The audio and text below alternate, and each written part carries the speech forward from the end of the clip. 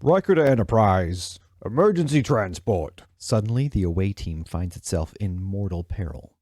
The environment, or enemy action, has left the team's situation untenable, and the parade ground hexagonal formation of a normal transport is abandoned for the prospect of landing face first on the transporter pad, for it is better than landing in the arms of death. Given that we've talked about how beam down is usually not a task at all, and given how we've talked about how beam up can be a taskless endeavor when the conditions set down at the beginning of the away team are met. You ready to beam down to the vessel? Locked onto the main bridge, Captain. You're certain about the atmospheric conditions data? There is adequate oxygen for life support, Commander. What happens mid-combat, or in response to a deadly non-combat danger? What happens when the away team suddenly calls for transport? I could use a change of scenery! Stand by, Major. Is it just that simple? A touch to the comm badge and all is well? I don't think so. Under these circumstances, what we often see is a moment that bears the soul of the character. Take her! Lock on Kelly and Sato! Something of who they are in the face of mortal danger. Important points of failure exist in that call for emergency transport, at least for the team leader. Is everyone nearby? Will any team members be left behind? Can everyone safely and easily be scooped up by the scanning beam? What posture are they in? Are they discharging their phaser right now or being shot by one? It can be as simple as, are there any energy sources that would scramble the scanning beam nearby? Something deep about the character of these team leaders is shown in these moments as people, their values, or as officers, informed by the directive from the mission.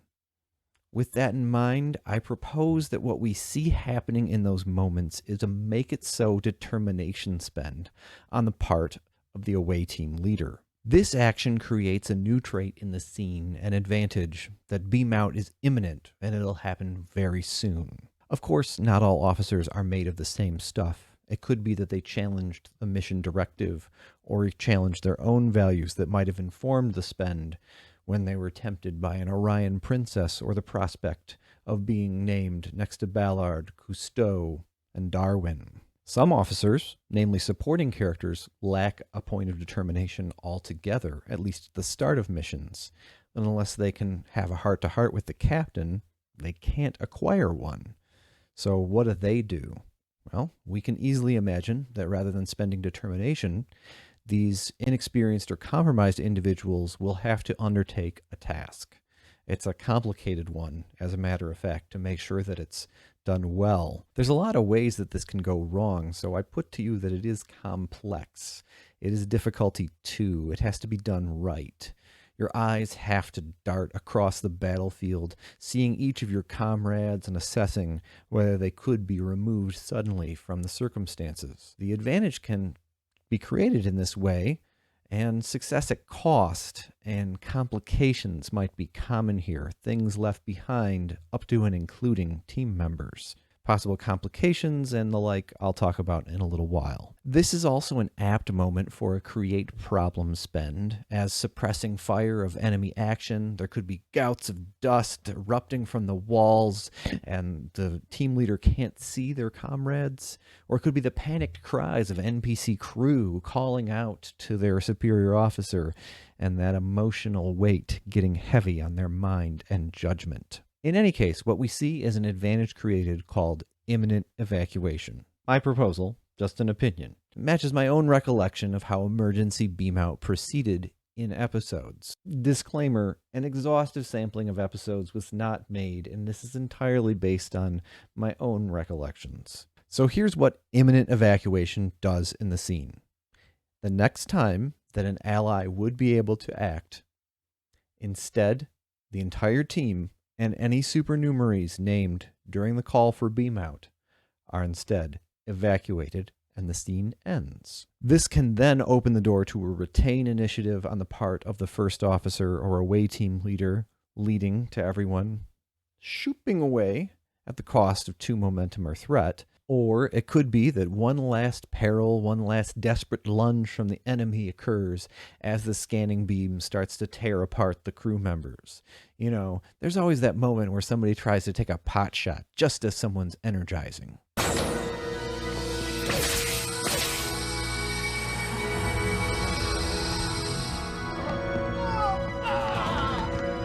That might actually be a real enemy turn. The important thing in terms of television idiom is to show the tug of war at this last moment before the team escapes. The threat and momentum pools that have built up over the course of the scene are an apt means of keeping score. These are the risks that were taken and the teamwork and camaraderie that was built up. And after 4 Klingons are stumbled upon and they open fire, there might still be enough threat for the Klingon sergeant to sense the scanning beam and lunge with his batleth and impale a team member. You could materialize on the pad with a little bit of extra blade. If the team takes precautions, or if this is a tentative part of the episode focused on exploring the mystery of the week, the arrival of those same Klingons at a cost of 4 threat, and their first attempt at a phaser volley might have bankrupted the threat pool. In this case, the beam up proceeds easily and effortlessly. What are the bumps along the way? What are the complications or even failure conditions that can accompany this task or make it more perilous, could delay the transport? Some of these traits in the scene are more suited as a complication when success at cost is accepted, and some of them are just good ambiance or actual 2-threat cost complications, or ones that are rolled on the dice. So 1, Beamout is imminent, but because of terrain or weak life signs, one of the team members has a partial lock and might be left behind. The team leader is faced with the prospect of rushing to the aid of this team member in the last minute, which might be a swift task to scoop them up or touch your comm badges. Transport might be delayed by a scrambling of the life sign readings in a dense jungle, or if the close combat is very tight with many enemy forces, then there's a lot more for the transporter chief to sort out.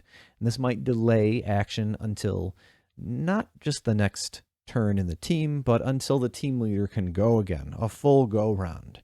This could be a complication that you introduce in the scene for 3 threat or so, as things get more complicated or people fall into a jungle ravine. And finally, the character's pattern might be difficult to resolve aboard ship. In the transporter, they might flicker in the beam, and after their body has been destroyed, everything is dependent on the quality of that pattern to rematerialize them. This can happen in a particularly intense phaser fight, and on the pad, the character's ghostly form, when it flickers into being, might take 2 real points of challenge dice of damage. Vicious 1 even. And this non-lethal stress could be enough to injure someone on the pad. Not particularly relevant as the scene is probably coming to an end, but again, pure Star Trek, and it could matter for later in the episode. An aside, if particle scattering is in play, that trait that we talked about last time, and the team is beaming out contrary to the conditions established by the transporter chief, then this could be applied to the entire team at once, that rough beam out feeling. Imminent evacuation is one way of approaching towards those TV hijinks that I really look for in my games of Star Trek adventures. But it's just one way. Depending upon the tone, the era of your game, how advanced the technology of the transporters are, and just what sort of episode you might be playing in, you may want to look for a different approach sometimes that transitions the scene back into the transporter room where people are struggling at the controls. You remember this guy? Thank you, Mr. O'Brien. Proceed.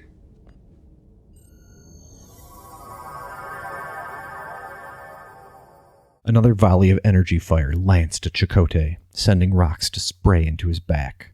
Touching the back of his neck, his fingers were wet with blood.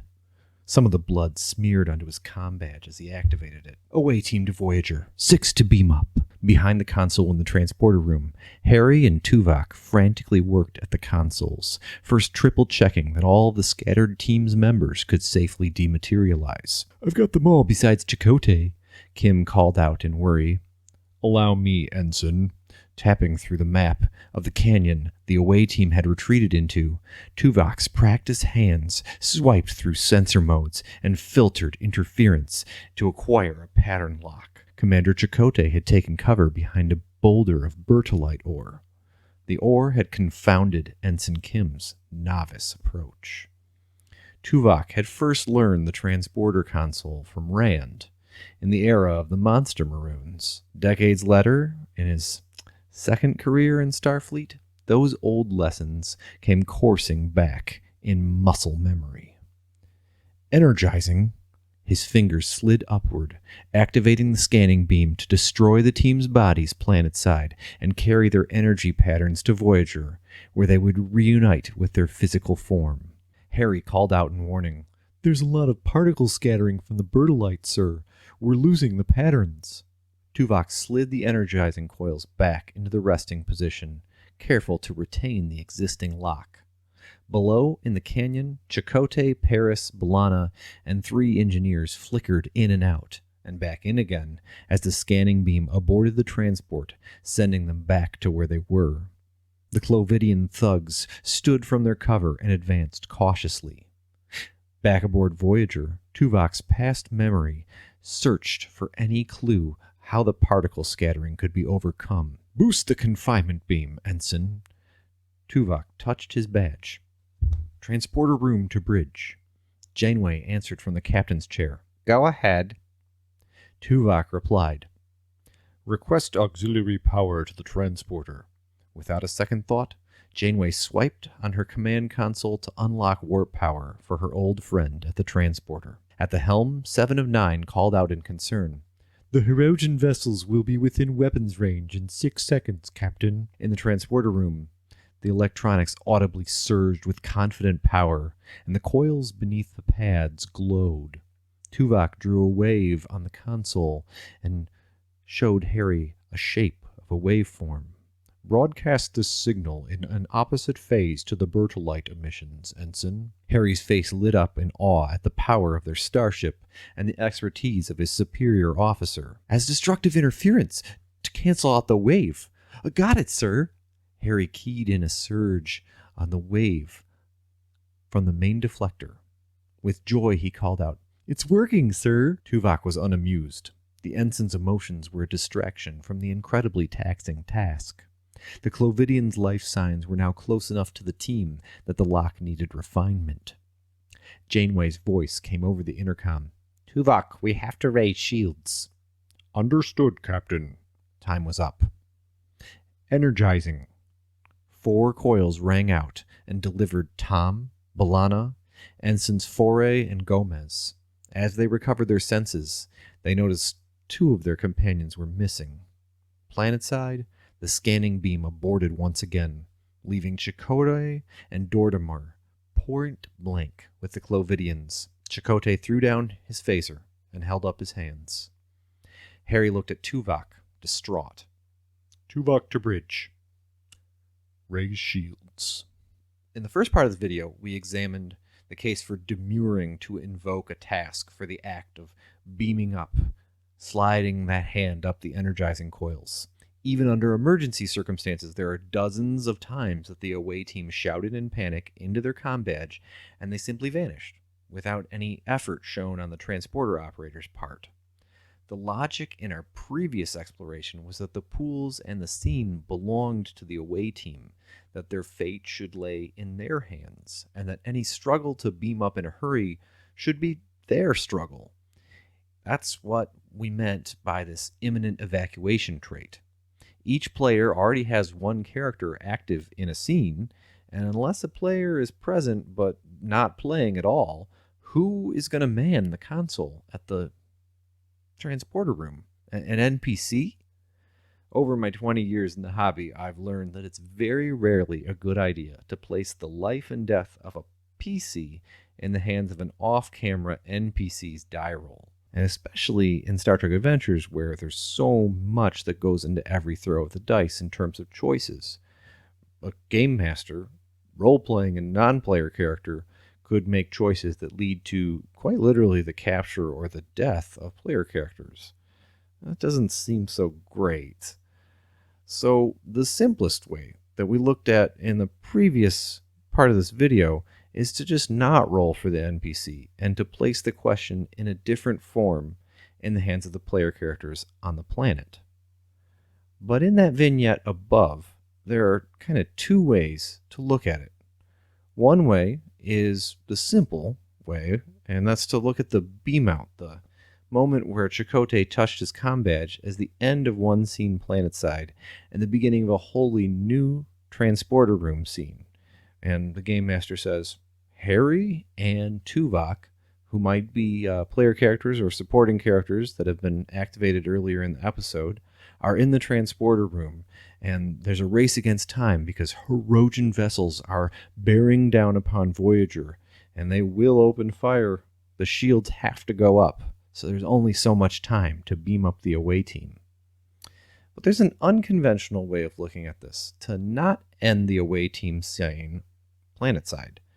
And it gets a little complicated. There might be reasons to do this because it might be pivotal to the episode. You might want finely grained storytelling because it's setting up the second and third acts. So here's how it goes. We cut away from the away team, but we do not end the scene. There's an NPC crewmate with a well-developed character. We kind of know his number and how he operates the pool and what kind of guy that he is. And so we trust him to make some choices. And he's Tuvok. And alongside him is an inactive player character. The sort of person who can't do anything besides roll difficulty 0 tasks and assist. Tuvok, I need your help. But they can roleplay and they can make decisions and be there in the moment. Harry is one of those inactive player characters, standing next to Tuvok at the console.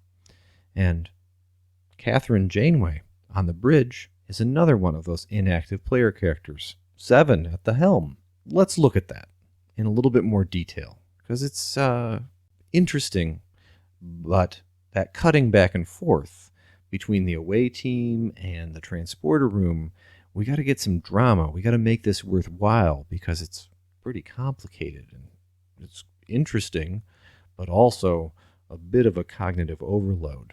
So how do we set this up so that it's going to be more than one die roll in order to beam up that away team?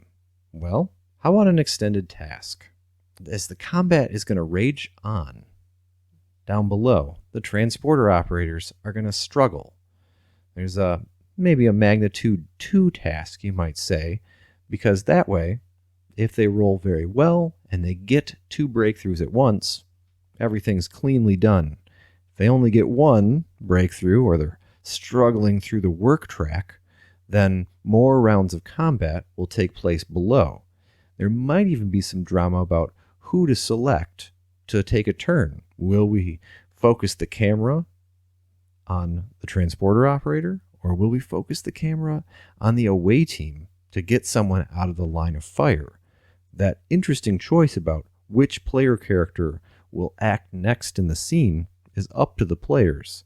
It might be a little bit out of character, but it is certainly heavy duty and fun television storytelling. So here's how we map out that extended task.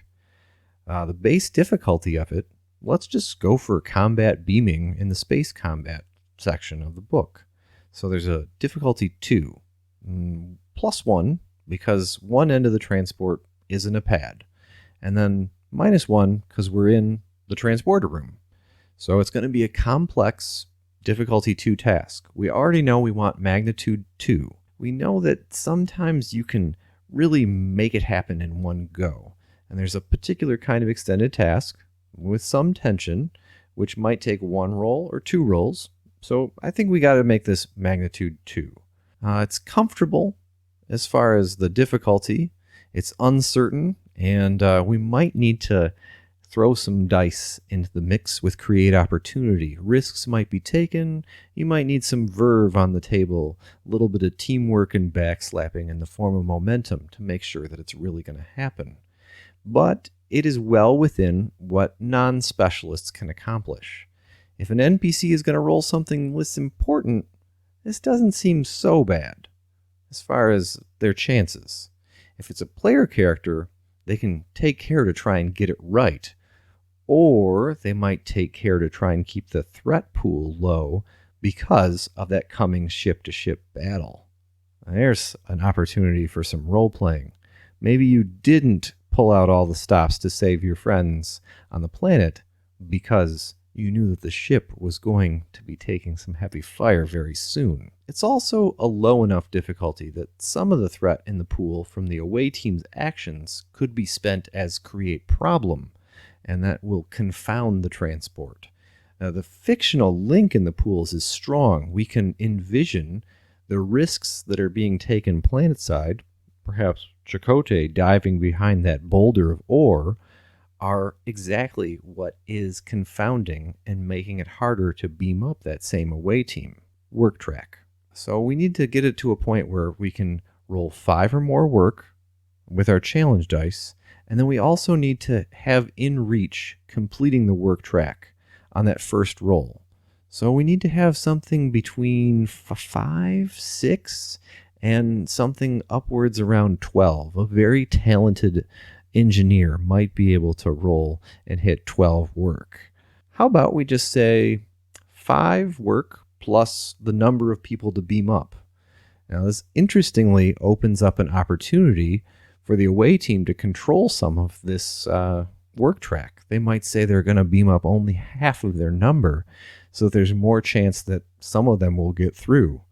Nobody likes getting left behind, but, So does this extended task have any resistance? What sorts of things prevent or stymie progress? Scanning interference and particle scattering, those traits we've talked about, their respective levels, particle scattering 1, scanning interference 1, they might add some resistance equal to their value. So what happened with Tuvok in that vignette? Well, first, Kim rolled a complication, maybe trying to scan ahead of the task, and Chakotay's pattern was omitted from the successful lock. He created an advantage, but unfortunately, Chakotay wasn't included. So after achieving lock-on, and they got their first success for 5 work, the difficulty went down because of a breakthrough. Now it's only base difficulty 1. Well, Tuvok uses create opportunity. He makes this destructive interference thing happen with the ship's power, which might even include some bonus momentum and actual spending of power points from the warp core. But Harry's excitement was distracting. I have feelings I don't want to have. That would seem to be self-evident. And that might be a create problem spend from the Game Master for +1 difficulty. And the Clovidians were now close, and they're confounding the transporter lock, plus another difficulty. So that's how extended tasks can get interesting, even when the difficulty starts to go down later on in the task. So in that final task roll, the high difficulty results in maybe a task failure for the volley of D20s, and the GM might offer success at cost and say, you can beam them up, but not Chakotay. Or it could be that it was a success, but there wasn't enough momentum to adjust the pool to get that work roll high enough to fill up the work track. And the shortfall in the work track equals how many people left behind. So in this case, let's just do the math. That would mean that the work track was too short because we left Chakotay and Ensign Dortimer behind. If you want to play hardball in a mission, you want to set aside an Act 2 and an Act 3 where maybe Chakotay is on the planet captured and we're cutting away to those scenes. We have a B-plot of sorts about a Robinson Crusoe scenario. This kind of a scene with an extended task can add the verisimilitude and the tension about those looming questions. It can feel like it was really up in the air whether someone would be left behind and whom. It's that struggle, and we also left it up to the dice a little bit. Because what's a role-playing session if you don't leave some things to chance? So with that, we've talked up and down all of the real tight spots that you can find when it comes to transporter use in Star Trek Adventures. If you need to do something MacGuffin-like beaming a torpedo into the inside of a Borg cube, I would say just go by the combat beaming rules and work out the details from there as far as the base difficulty. And there should be a lot of push and pull as far as the pools in the middle of a high tension scenario, and there might be some places for you to spend momentum to pull down the difficulty, or the game master might have some threat to create unexpected wrinkles. So site-to-site beaming and shenanigans with moving, exploding bombs around is something that's possible, but will likely often end up being difficulty 3 or 4, and especially if it's taking place on the bridge in the middle of starship combat action. Sounds pretty cool to me, and it's the sort of thing that I think that the rules are self-explanatory for. But all that stuff about emergency beamouts, I think we really needed to spend a video talking through how fun it can be to use these mechanics in pretty good faith to find ways to make it uncertain, to make it interactive using the pools in Star Trek Adventures, and to really get close to the source material of the television and films of the Star Trek universe. If you enjoyed this video and other videos on the channel, I would tell you ought to subscribe because we're going to be making more of them. And in the meanwhile, I hope that you're staying safe in these very unusual times. Take care, folks.